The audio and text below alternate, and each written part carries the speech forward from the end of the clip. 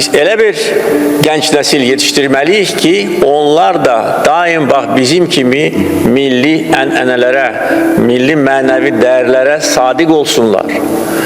Onların beyinləri saf olsun.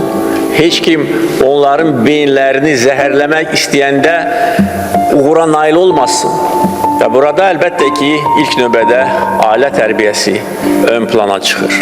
Və xoşbəxtlikdən Azərbaycan ailəsi sağlam ailədir.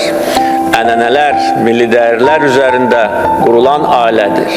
Və ailə tərbiyəsi hər bir gənc üçün, hər bir uşaq üçün əsas tərbiyədir. İkinci yerdə məktəb tərbiyəsidir.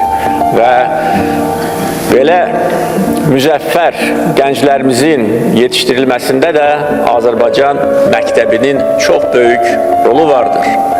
Və məktəbdə uşaqlara aşılanan dəyərlər müstəqilliklə bağlı, milli ləyaqətlə bağlı, ədalətsizliklə bizə qarşı edilən əsrlər boyu, təkcə son 30 il ərzində yox, əsrlər boyu ədalətsizliklə bağlı, torpaqlarımızın müxtəlif dövrlərdə əlimizdən alınması ilə bağlı və bizim qəhrəmanlıq tariximizlə bağlı məktəblərdə uşaqlara verilən tərbiyə və biliklər çox böyük önəm daşıyır.